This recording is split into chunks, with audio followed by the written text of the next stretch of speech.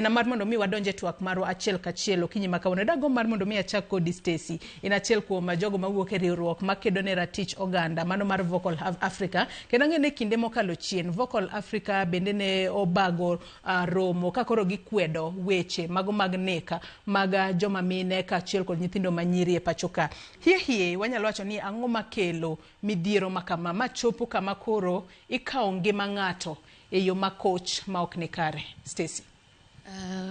Mondi achako gi erokamano nikech achopo ka to I believe cases ni gi increase nikech of several reasons. To achiel kuom gi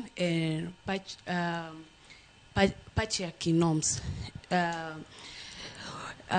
To that believe that a man owns a woman to when she tries to leave to kotamore to the outcome becomes that she's getting killed.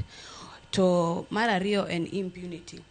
One kaka shirika mar Vocal Africa waseneno to wase document cases very clear that femicide in Kenya ka. Kinyala nyala ko microphone maber mondo wawinji makare. To one kaka shirika mar Vocal Africa waseneno wase document these cases very clearly. To femicide okobedo recognized ka ni stand-alone crime in Kenya. So a man can kill a woman, walk into a police station and actually go back. That is a reality mawan go e Kenya ka. To mara deken justice system is very slow. Waseneno cases mangeny inyalo yudo kata case achiel okaw igni adek to nothing has been done. A man can walk into kill a woman, walk freely to onge gima osetimore. To an example in case mar nani Bella, she was killed, Bella Anyango at 28 years old. She was killed by a suspect well known, Hillary. To he was actually taken to Mlolongo police station. To bange walimuacha. After kumwacha, now he's nowhere to be seen. Matene ni onge ngata mong'eyo kuma chich makamano nitiere. Kamano. To Vocal Africa, we do not just talk about these cases. We document them, we seek justice, and we'll keep pushing until we get justice.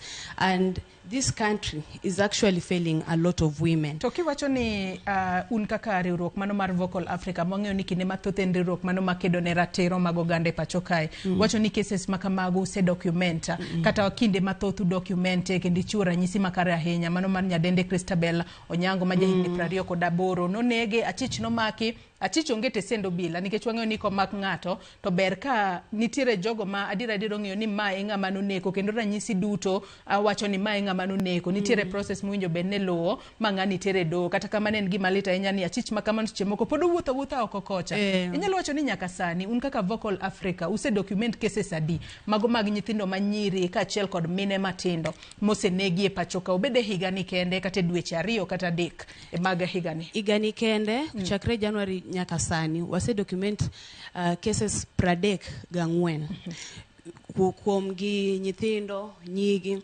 To wan gi case mar example anyal ngiso en Davin Kwamboka to en 30 years old from Migori County.